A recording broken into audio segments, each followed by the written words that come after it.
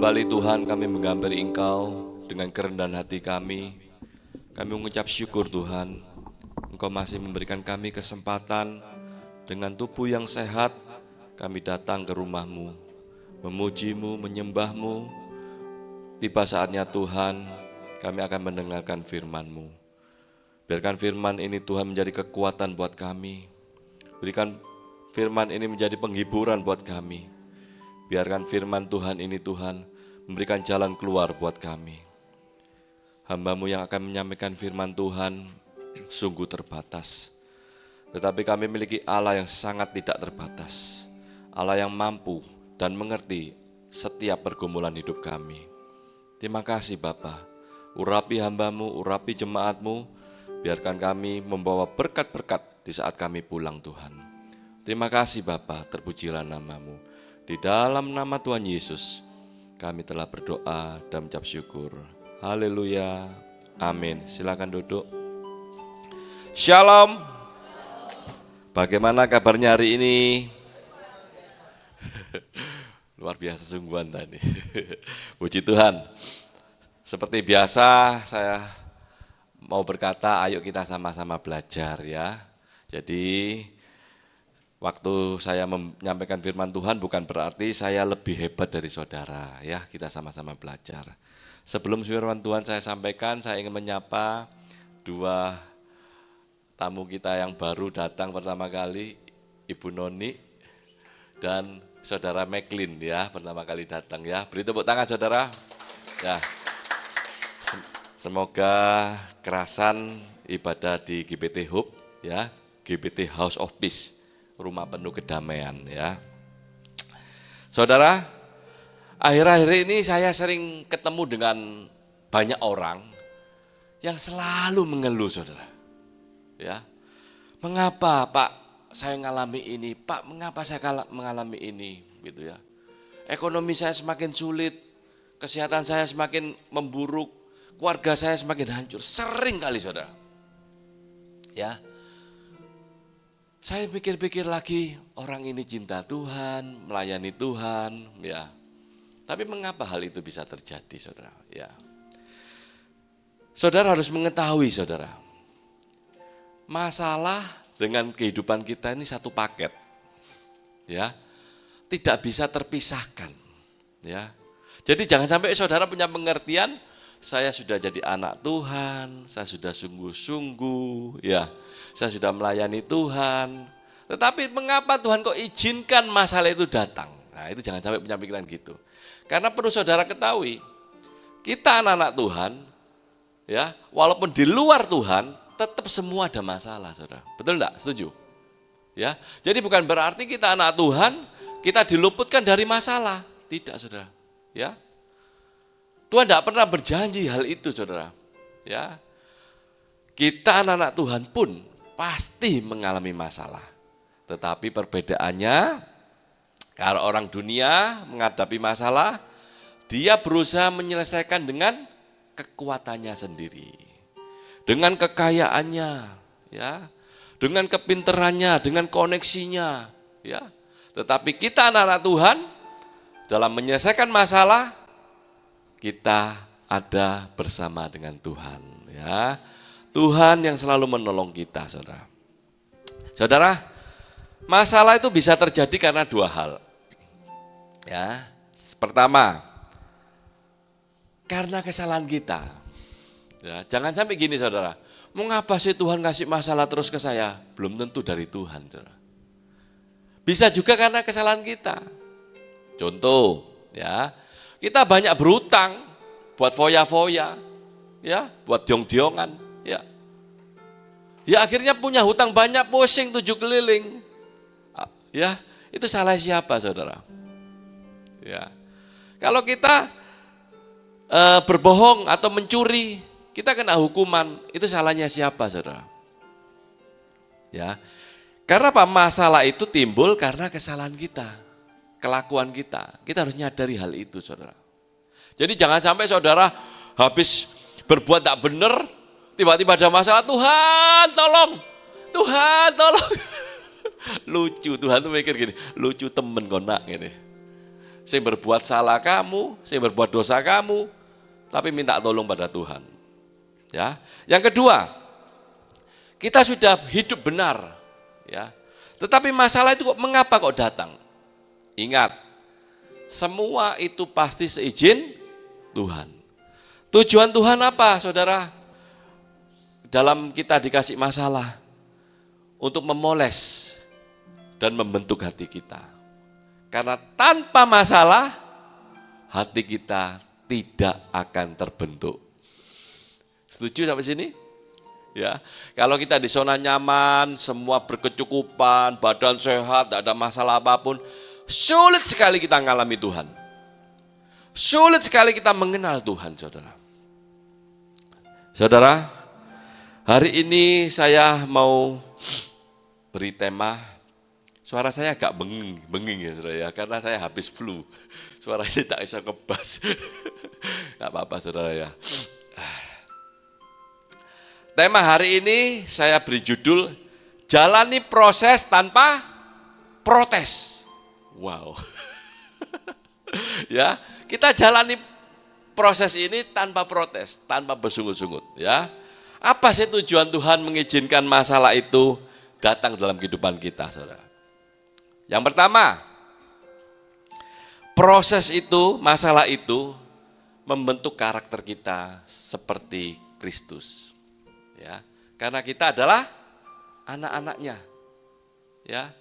Seringkali saya berkata gini, saudara, katanya anak-anak Tuhan, tapi kok suka berzina? Masa Tuhan punya anak suka berzina? Tak cocok, saudara. Betul enggak? Aku ini anak Tuhan, tapi suka berbohong. Cocok enggak, saudara? Enggak cocok. Ngaku-ngaku ini anak Tuhan, padahal anak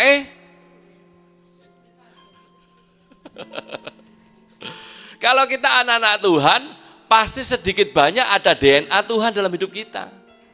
Loh iya dong.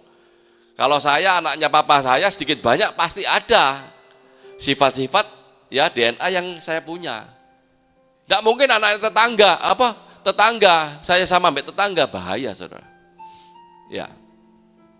Di Roma 8 ayat 28 sampai 29 dikatakan, kita tahu sekarang bahwa Allah turut bekerja dalam segala sesuatu untuk mendatangkan kebaikan bagi mereka yang mengasihi Dia. Yaitu bagi mereka yang terpanggil sesuai dengan rencananya. Sebab semua orang yang dipilihnya dari semula, mereka juga ditentukannya dari semula untuk menjadi serupa dengan gambaran anaknya. Biasanya saudara, ayat ini sampai di 28 aja saudara. Allah turut bekerja dalam segala sesuatu untuk mendatangkan kebaikan. Gitu aja biasanya hamba Tuhan saudara. Tapi ingat di ayat 29 sangat penting saudara. Ya.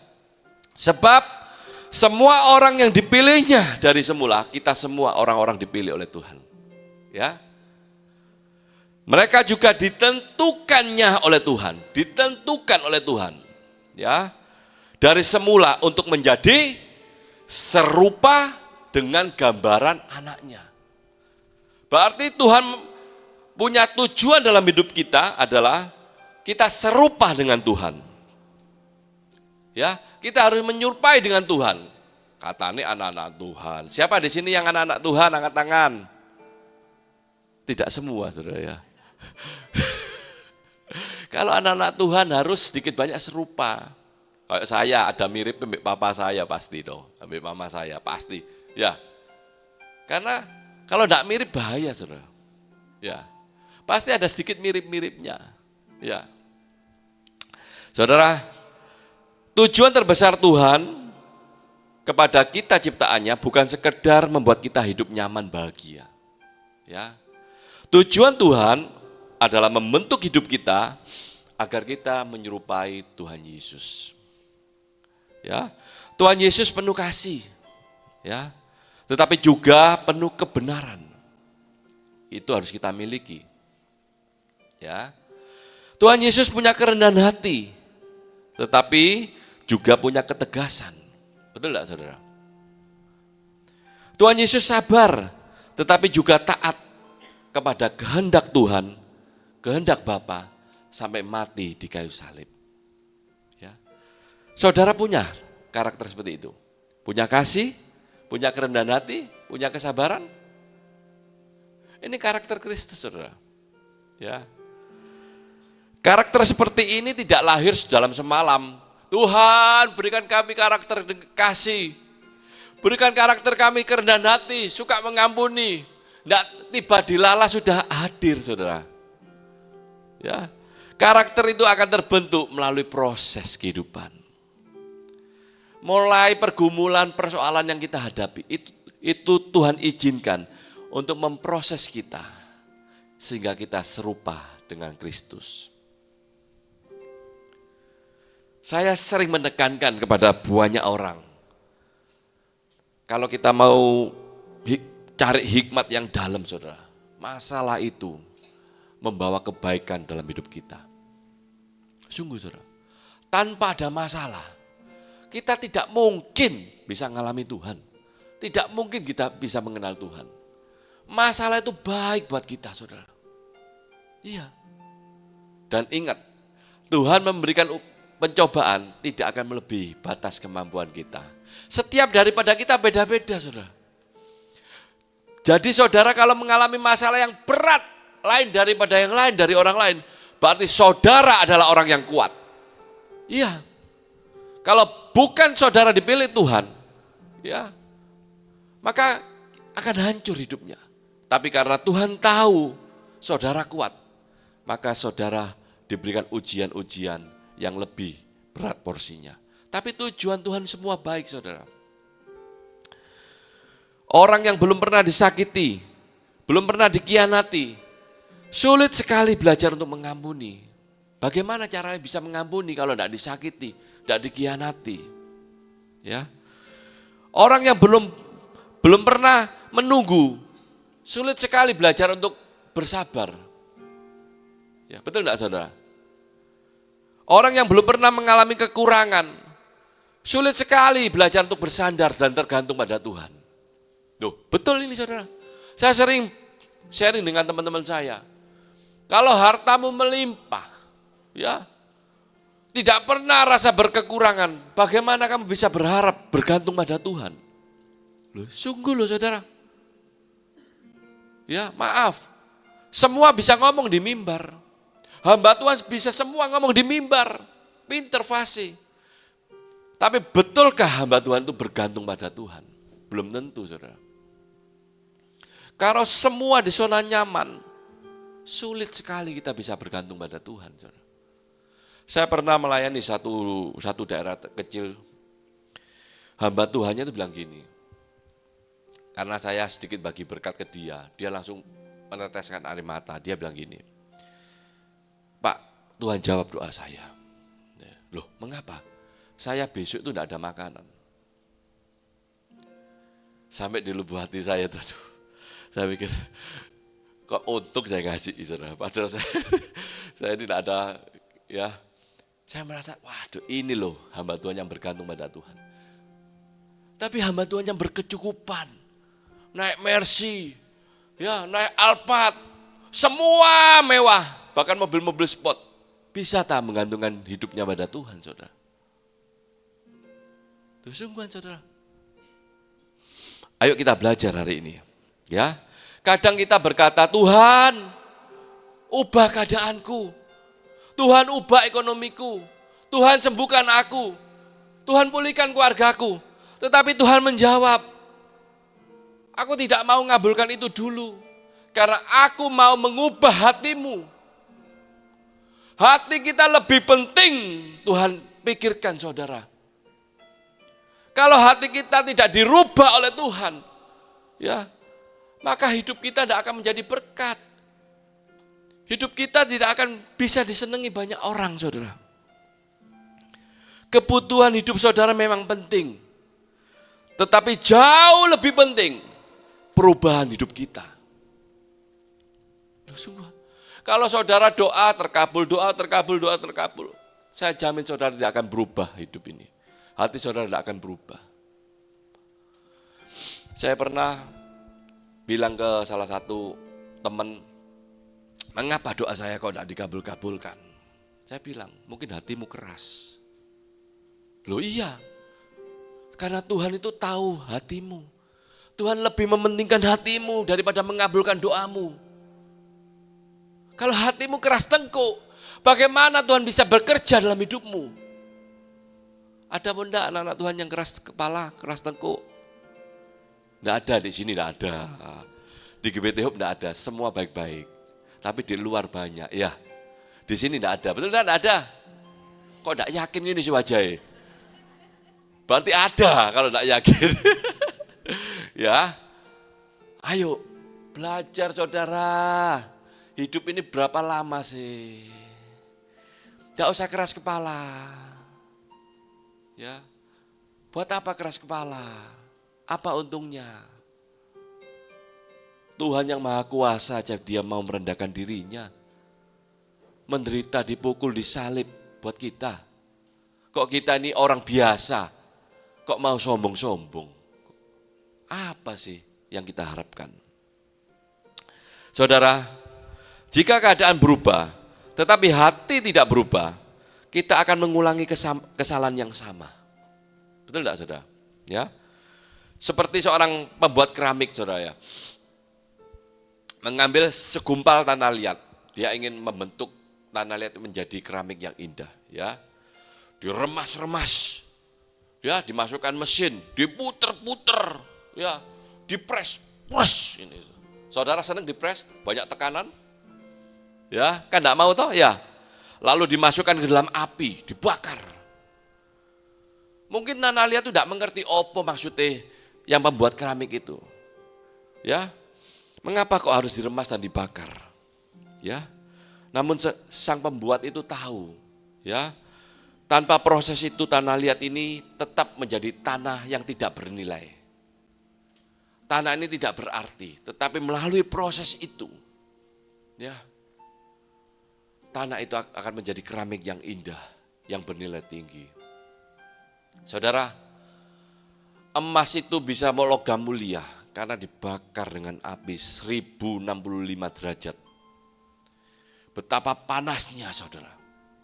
Dan ia akan menjadi emas yang murni. Tuhan mau hati saudara dan saya diproses Tuhan, diberikan panas api yang membara. Bertujuan untuk memurnikan hati kita. Ya, supaya di mana hati kita sudah murni, Tuhan akan bertata dalam kehidupan kita. Semua akan dirubah oleh Tuhan. Semua akan menjadi indah pada waktunya. Ya, saudara, ayo kita belajar saudara ya. Demikian juga dalam kehidupan kita.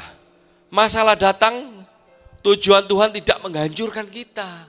Jadi kalau ada masalah jangan kita menjauh dari Tuhan.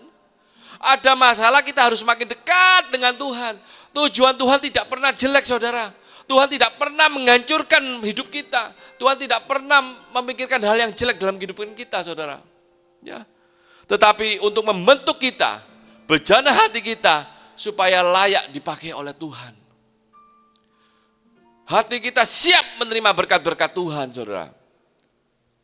Saudara, saya pernah sharing dengan beberapa jemaat di depan, saya ingat seminggu yang lalu mungkin. Ukuran berkat yang Tuhan mau kasih buat kehidupan kita, cuma terukur dari hati kita. Kalau hati saudara sudah siap menerima berkat daripada Tuhan, Tuhan pasti berkati kok. Loh betul saudara, ukurannya cuma di hati. Kalau hati kita masih busuk, kita diberkati oleh Tuhan, kita bisa melakukan banyak hal yang dosa loh saudara. Kita bisa melakukan hal yang tidak terpuji. Tetapi kalau hati kita sudah benar-benar diubah oleh Tuhan, berkat yang Tuhan berikan buat kita, semua dikembalikan untuk kemuliaan Tuhan. Menolong orang, ya, membantu rumah Tuhan, ya, orang-orang yang di kolong jembatan, semua untuk kemuliaan Tuhan. Kalau hati kita busuk, keterima berkat yang melimpah, diskotik saudara, nyabu, ya punya istri lagi 5, ya betul enggak, uang banyak, ya toh, tidak demikian saudara. Ayo kita belajar saudara ya, supaya hati kita ini benar-benar Tuhan pakai untuk kemuliaan nama Tuhan. Yang kedua, proses melahirkan ketekunan. Di Yakobus 1 ayat 3 dan 4. Sebab kamu tahu bahwa ujian terhadap imanmu itu menghasilkan ketekunan. Ujian terhadap imanmu itu menghasilkan ketekunan. Dan biarkanlah ketekunan itu memperoleh buah yang matang. Supaya kamu menjadi sempurna dan utuh dan tak berkekurangan suatu apapun. Wow, luar biasa saudara. Ya, ujian imanmu menghasilkan ketekunan. Biarkan ketekunan itu memperoleh buah yang matang, berkat yang matang, karakter yang matang. Supaya kamu menjadi sempurna dan utuh dan tak berkekurangan suatu apapun. Tidak pernah berkekurangan. Ini janji Tuhan, saudara. Jadi hari ini saudara,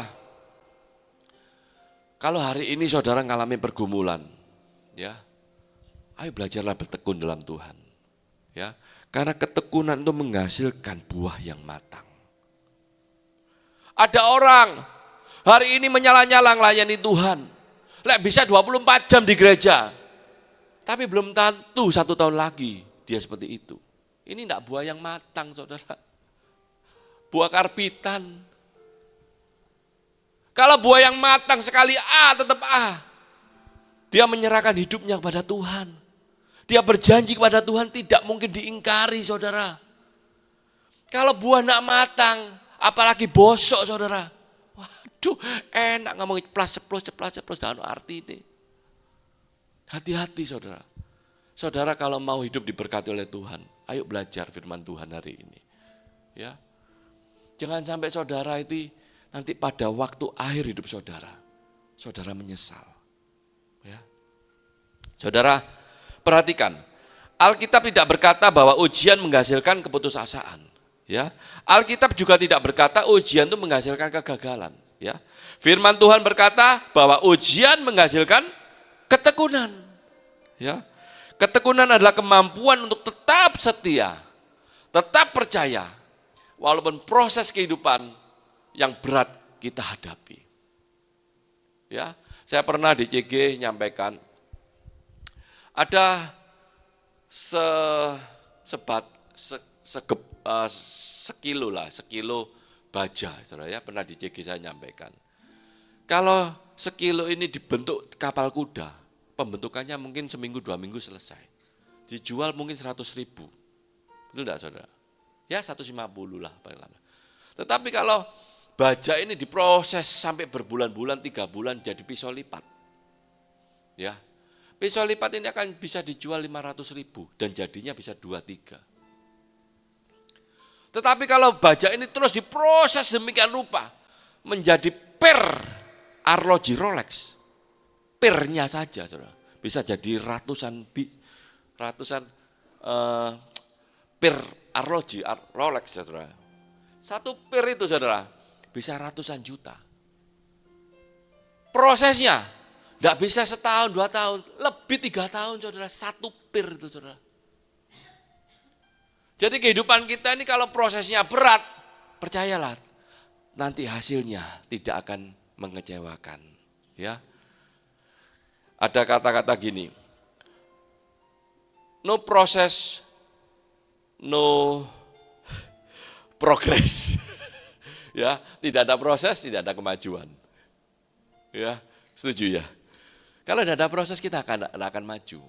Tantangan-tantangan yang kita hadapi, masalah yang kita hadapi membawa kita semakin level lebih tinggi.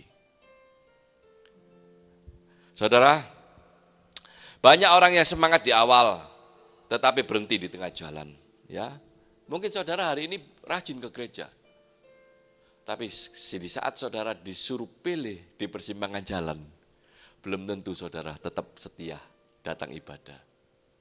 Saya punya banyak teman, saudara, hamba Tuhan yang dulu saya kagumi, banyak yang meninggalkan Tuhan. Karena apa? Pertama, uang, saudara, ya. Siapa di sini mau uang? Semua mau ya? Wah. Kedua, tahta, jabatan. Wah, saudara. Ketiga, jodoh. Ya. Kalau laki wanita, kalau wanita laki. jual Tuhan Yesus. Wis tak peduli. Ya toh. Cinta kok, iya toh. Itu bahaya saudara. Ya. Banyak yang rajin melayani ketika dipuji. Wow, suaramu enak, khotbahmu enak. Tetapi di saat tidak ada pujian, ya, di saat dikritik, mundur saudara. Aduh, aku enggak pergi gereja wis, aku dikritik, aku enggak melayani wis. Itu berarti buah yang tidak matang. Kalau buah yang matang tidak demikian saudara, apapun yang terjadi, dia tetap hidup untuk Tuhan. Ya, banyak yang giat berdoa, ya, ketika hidupnya lancar, ya, ekonomi lancar, keluarga baik-baik, tetapi menjauh ketika doa belum dijawab. Ayo saudara, saya yakin dan percaya GBT Hope ini ada karena Tuhan mau menyiapkan anak-anaknya yang berbuah matang. Ya, biarkan GBT Hope ini berfungsi untuk mengubah kehidupan kita. Jangan mau sama seperti dulu, kita harus berubah. Ya, kita harus memperjuangkan hidup kita sendiri, saudara. Tidak ada yang bisa memperjuangkan hidup kita. Kita sendirilah yang memperjuangkan hidup kita sampai akhir harus berkenan pada Tuhan. Ya. Padahal ketekunan justru terlihat ketika tidak ada tepuk tangan. Ya. Ketekunan itu tidak akan terlihat, justru tidak terlihat di saat tidak ada yang tahu. Ya, betul enggak? Ketekunan. Tuhan sedang mencari orang yang tetap setia, tetap percaya. Bukan hanya ketika hidupnya baik-baik. Tuhan mencari orang yang tetap setia, orang yang tetap percaya di saat dalam pergumulan berat. Tidak gampang loh ini saudara. Tidak gampang loh. Kalau saudara dalam pergumulan yang berat, saudara tetap setia, tetap percaya pada Tuhan. Hati Tuhan itu gemetar saudara. Ya, pasti Tuhan mengadakan mujizat buat saudara. Saudara, saya mau cerita ilustrasi bambu ya, bambu Tiongkok ya. Kalau ditanam berapa tahun enggak tumbuh, enggak akan tumbuh, betul enggak saudara? Bambu coba saudara tanam, ya enggak akan tumbuh. Tetapi bambu itu akan mengakar terus ke bawah bertahun-tahun. Ya. Tapi di saat sudah akarnya kuat, dalam hitungan bulan langsung tinggi saudara. Ya. Begitu juga dengan kehidupan rohani kita.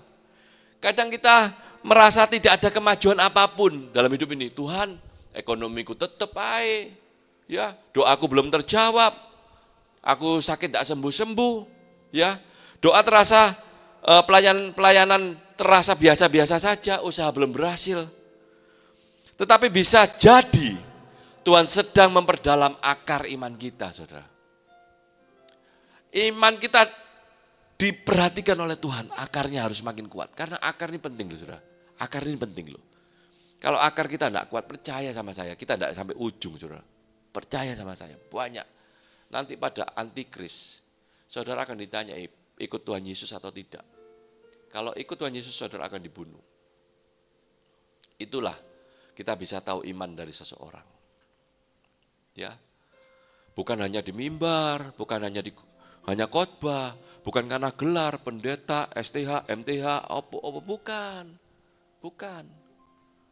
Di saat itulah iman kita akan teruji, saudara. Kalau akar kita kuat, nyawa pun kita berikan, saudara. Jika kita tetap tekun, waktunya akan tiba untuk melihat pertumbuhan yang nyata. Ya, ketekunan ini membawa pertumbuhan rohani, saudara. Ya. Jadi jangan sampai ke gereja ngelayani Tuhan itu berdasarkan mood. Oh, hari ini aku kenceng, diberkati Tuhan. Wah, happy. Ya, rambutnya bagus. Tetapi pada waktu kurang diberkati, datang ke gereja loyo. Bahkan tidak ke gereja, mengapa? Males, jangan. Ya, ayo kita belajar saudara ya, supaya akar kita semakin hari semakin kuat di dalam Tuhan. Yang ketiga, yang terakhir, proses mengajarkan kita bergantung kepada Tuhan. Betul enggak saudara? Saya pilek. Ya. Orang-orang pilek biasa, buat apa sih doa sama Tuhan? Kasih obat sembuh. Wah, biasa, kecil di mata manusia. Tetapi pada waktu saudara sudah divonis kanker stadium 4, saudara akan berlutut tak selesai-selesai saudara. Ya, kalau doa penyembahan berlutut sebentar kesel. Tapi kalau sudah divonis, mesti sampai lecet tak apa-apa saudara. Duh, itu manusia. Itu manusia. Coba hari ini ada perang, saudara pasti ibadahnya beda dengan hari ini. Duh, iya, karena kita di zona nyaman, kita merasa hidup kita masih panjang, kita fine-fine saja, kita lengah saudara akan hidup ini. Ya, seakan-akan kita tidak bisa mati, seakan-akan kita tidak bisa sakit saudara. Duh, itu sifat manusia. Ya. Ketika segala sesuatu berjalan baik, manusia cenderung merasa mampu, dirinya hebat. Oh, aku ini diberkati, gangdoku gede, aku lancar. Ingat saudara, yang memberikan kesehatan siapa? Oh, aku rajin olahraga, makannya diatur, aku check up 3 bulan sekali. Oh, tidak. Tetangga saya selisih 3 rumah saudara, umurnya 43 tahun. Cek darahnya semua bagus. Tiba-tiba dia makan di satu depot, langsung seketika itu dia stroke. Stroke-nya bukan main-main loh, stroke-nya stroke berat loh. Tidak bisa ngomong, tidak bisa jalan, tidak bisa apa-apa. Umur 43 tahun, semua hasil cek darahnya, kolesterol, kencing manis, semua baik. Sampai si nyambangi bingung, saudara. Kok bisa ngalami seperti itu? Ingat, Allah kita Allah yang ilahi. Misteri Tuhan kita tidak bisa selami. Ada orang yang sudah terkapar di rumah sakit lama, sakit bertahun-tahun, dia tidak meninggal. Itu sudah menjadi rahasianya Tuhan. Saudara. Maka dari itu saudara, ayo kita belajar menggantungkan hidup kita kepada Tuhan. Ya. Namun di saat kekuatan kita sudah habis, ya ini saya perhatikan ya, ada orang merokok.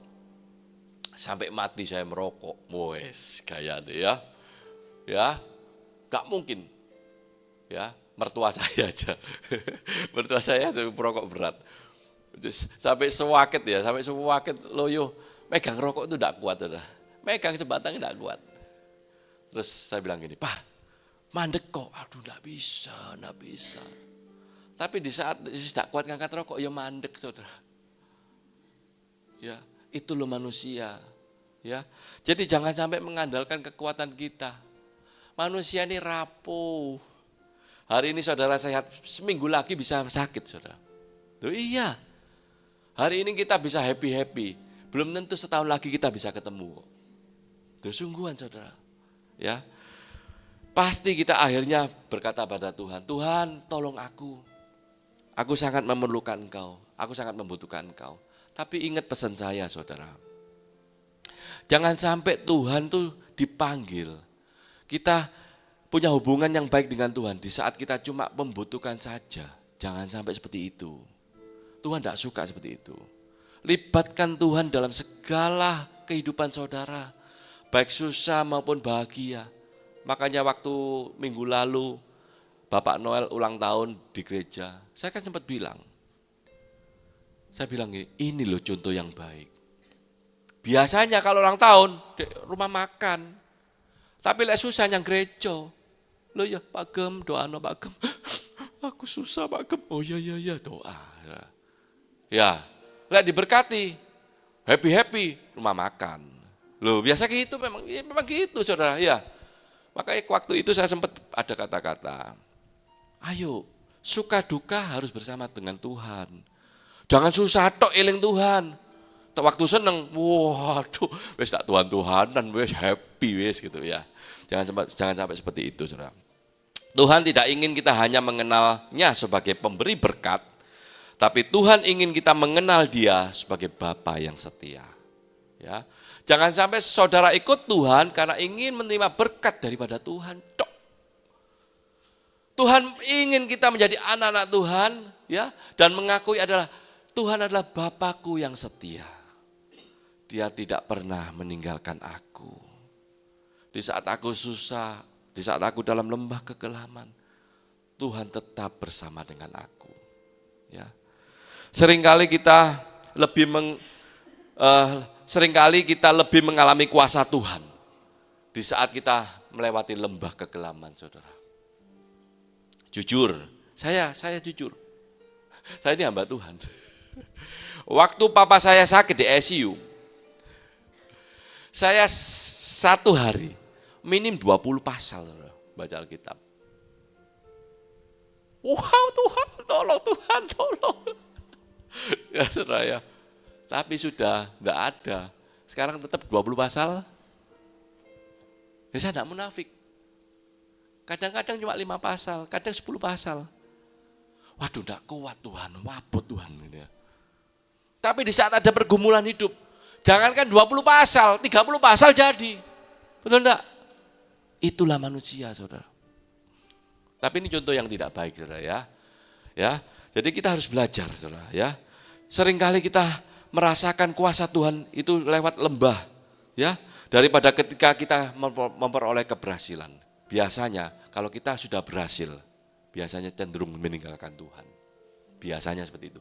Tapi di GBT Hub enggak ada. Ya, semakin diberkati, semakin cinta Tuhan. Ya, amin. Setuju?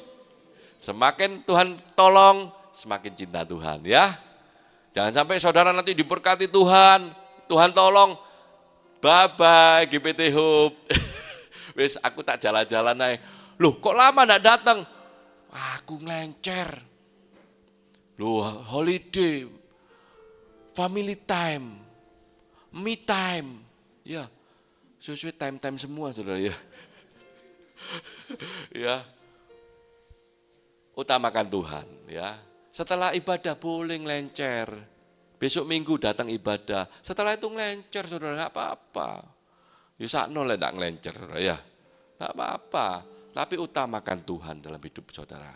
Ya, lembah mengajarkan doa, air mata mengajarkan penyembahan, kesulitan mengajarkan ketergantungan. Dan semua itu membentuk iman yang tidak gampang goyah. Jangan membenci masalah, saudara. Masalah datang. Jangan benci dengan masalah. Ya, Tuhan sedang pakai masalah itu untuk membentuk saudara. Jangan benci masalah. Semakin dibenci, semakin datang. Welcome to masalah. Loh, iya, asal ada Tuhan enggak apa-apa. Kita tidak bisa menghindari masalah kok. Tidak bisa menghindari. Welcome aja. Tidak bisa menghindari kita masalah. Ya, jangan kita marah dengan proses, karena proses itu mempersiapkan masa depan saudara. Ya, jangan iri kepada orang yang sudah sampai di puncak. Ya, sebab engkau tidak tahu berapa lama mereka dalam lembah kekelaman. Tuhan tidak pernah terlambat, Dia juga tidak pernah terburu-buru. Ya, Dia bekerja dengan waktu yang tepat. Ya, ketika kita menyerahkan hidup kita kepadanya, setiap air mata itu memiliki arti. Ya, setiap masalah akan menjadi pembelajaran dan pengalaman yang berarti dalam hidup kita. Saya tutup dengan kisah Yusuf, ya saudara. Yusuf ini mesakno, saudara. Ya, dia itu waktu mimpi, dia menyampaikan mimpinya ke saudaranya. Setelah itu dia dimusuhi dengan saudaranya. Saudaranya punya niat jelek, bahkan ingin membunuhnya. Dimasukkan sumur, dijual, difitnah, ya, sampai dimasukkan penjara, ya. Tetapi Yusuf menghadapi proses itu tidak pernah protes. Hatinya tetap benar di hadapan Tuhan. Mengapa saya berkata demikian? Pada waktu di negeri Mesir itu, di Kanaan itu juga Kanaan tempat Yusuf itu berada, keluarganya berada.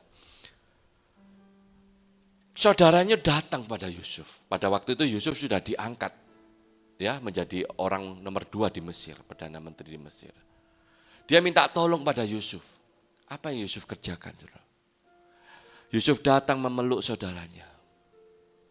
Ya, tidak ada kebencian di hati Yusuf. Ya, Yusuf memberikan bantuan banyak makanan, ya, keperluan-keperluan berkeluarganya.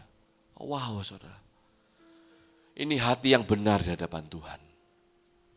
Dan saya berharap betul hati-hati Yusuf sekarang ada di Gebeti Hub. Percaya saudara, Yusuf diberkati Tuhan, ya. Yusuf sampai diangkat menjadi Perdana Menteri, orang nomor 2 di Mesir. Itu karena Tuhan melihat hati Yusuf loh. Iya, andai kata Yusuf tidak demikian mungkin beda saudara. Hatinya benar-benar bersih, hatinya murni, hatinya benar di hadapan Tuhan. Maka Yusuf diberkati oleh Tuhan. Saudara, Yusuf bahkan mengampuni, ya, dan berkata di Kejadian 50 ayat 20, memang kamu telah mereka-reka yang jahat terhadap aku. Dia bilang gini kepada saudaranya, memang kamu mereka-reka yang jahat pada aku, tetapi Allah mereka-rekakan kebaikan untukku. Jadi saudara saat ini mungkin ada yang difitnah, diperlakukan tidak baik dengan seseorang. Saudara berkata, memang saudara mungkin merancangkan sesuatu yang jelek buat saya. Tetapi Tuhan tetap merancangkan sesuatu yang baik buat saya. Katakan dalam hati saudara, ya, Tuhan pasti punya rancangan yang indah buat kehidupan kita, saudara. Yang luar biasa bukan hanya karena Yusuf menjadi pembesar orang nomor 2 di Mesir, saudara, ya. Yang luar biasa adalah Yusuf tetap memiliki hati yang benar selama proses yang dialami. Wow, saudara, luar biasa, saudara, ya. Banyak orang bisa tetap baik ketika hidupnya baik, tetapi Yusuf tetap baik ketika hidupnya tidak baik-baik. Ya, ayo kita belajar saudara, milikilah hati yang benar di hadapan Tuhan. Dalam menghadapi proses kehidupan, tetap teguh, aku mau tetap hidup dalam kebenaran-Mu Tuhan. Apapun yang terjadi, aku tetap hidup sesuai firman-Mu. Aku mau taat akan firman-Mu. Ya, tidak gampang saudara. Saudara manduk-manduk gini saudara, ya. Tapi gak gampang ini saudara, gak gampang ini. Saya pun gak gampang, saya orang gak munafik saudara. Makanya saya setiap kali berkhotbah saya selalu berkata, ayo sama-sama belajar. Dipikir pendeta gak bisa jatuh. Loh, podo manusia nih, cap jenak kok saudara. Loh, jangan munah jadi orang. Wah, hamba Tuhan diagungkan, dikipasi dari belakang. Gak usah, kita sama-sama domba di hadapan Tuhan. Iya, kita sama-sama domba di hadapan Tuhan, tidak ada lebih nih. Ya, ayo kita ngambil komitmen. Tuhan, bentuklah hatiku. Ya, percaya saudara, sebentar lagi kita akan mengadakan perjamuan kudus. Bawa persoalan hidup saudara ke dalam tangan Tuhan dan percayalah, di saat kita mengadakan perjamuan kudus dengan hati yang benar, ya. Ada kuasa yang luar biasa yang Tuhan akan nyatakan dalam kehidupan kita. Ya, mari kita tundukkan kepala sebentar saudara, kita berdoa. Singer maju ke depan. Terima kasih Tuhan untuk firman-Mu. Terima kasih untuk kasih-Mu. Tuhan, Engkau mengetahui proses dan pergumulan hidup kami masing-masing. Seringkali pergumulan kami alami membuat kami bersungut-sungut Tuhan. Seringkali membuat kami protes. Tetapi mulai hari ini Tuhan kami berjanji, kami tidak mau bersungut-sungut lagi. Karena kami percaya ada rencana indah di balik pergumulan yang kami hadapi. Terima kasih Tuhan. Bentar lagi kami akan melakukan perjamuan kudus. Kuduskan hati kami, supaya kami layak menerima tubuh dan darah Yesus. Terpujilah nama Tuhan. Haleluya, amin. Kita nyanyikan satu pujian, kasih Allahku sungguh telah terbukti. Mari kita pakai berdiri saudara. Sekali lagi Bapa, kami menghampiri Engkau, mengucap syukur, berterima kasih Tuhan atas kehadiran-Mu di tengah-tengah ibadah kami malam hari ini. Bapa Surgawi, kami telah memuji-Mu, kami telah menyembah-Mu, kami telah mendengarkan firman-Mu Tuhan. Kami telah menaikkan doa-doa pribadi lepas pribadi. Kami yakin dan percaya Tuhan, apa yang kami kerjakan sungguh menyenangkan hati-Mu Bapa. Malam hari ini Tuhan, kami membawa setiap pergumulan kami, beban hidup kami, apapun yang menjadi masalah dalam hidup kami taruh di bawah kaki-Mu Tuhan. Karena kami tahu Kau Allah yang baik, Allah yang selalu peduli dan mengerti setiap pergumulan hidup kami. Bapa, izinkanlah hamba-Mu memohon pertolongan buat jemaat-Mu yang hadir onsite maupun yang online Tuhan. Kiranya Tuhan tolong satu persatu. Tidak ada satu pun yang terlewatkan Tuhan. Kami yakin dan percaya Tuhan, Kau baik buat kami semua. Engkau Allah yang tidak pernah jauh daripada kami Bapa.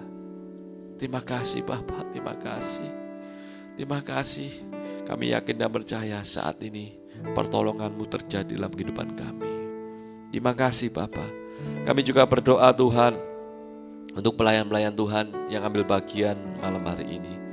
WL, singer, musik, multimedia, konsumsi, maupun pendoa-pendoa yang tetap setia mendoakan ibadah yang kami jadwalkan Tuhan. Kiranya hamba-hamba-Mu ini Tuhan, Kau berkati berlimpah-limpah Tuhan. Kau mengetahui hatinya, kerinduannya, kecintaan kepadamu Tuhan. Kami yakin dan percaya Kau pasti memberkati hamba-hamba-Mu ini Tuhan. Terima kasih Bapak, terima kasih. Kami berdoa Tuhan, bersatu hati berdoa untuk saudara Siska Tuhan yang mengalami bisul di kakinya Tuhan. Kata dokter harus operasi Tuhan. Kami mohon belas kasih-Mu turun atas Siska. Biarkan rencana Tuhan yang jadi. Kami yakin dan percaya Tuhan semua mendatangkan kebaikan. Engkau Allah Yehova Rafa, Allah penyembuh, Allah yang sanggup melakukan segala perkara untuk mendatangkan kebaikan buat saudara Siska Tuhan. Terima kasih Bapak, terima kasih. Terima kasih Tuhan, terpujilah nama-Mu. Mari angkat tangan kita saudara, kita mohonkan berkat daripada Tuhan. Haleluya. Hamba-Mu memohon kiranya berkat dari Allah Bapa, Putra dan Roh Kudus senantiasa Kau curahkan dalam kehidupan kami saat ini sampai selama-lamanya. Kami yakin dan percaya Tuhan, apapun yang kami kerjakan bersama-sama dengan Engkau, pasti Tuhan buat berhasil. Dan kami sangat percaya Tuhan, janji yang Kau berikan buat Abraham, Ishak dan Yakub juga tergenapi dalam kehidupan kami saat ini sampai selama-lamanya. Terpujilah nama-Mu. Di dalam nama Tuhan Yesus kami telah berdoa dan mengucap syukur. Haleluya. Amin. Tuhan Yesus memberkati.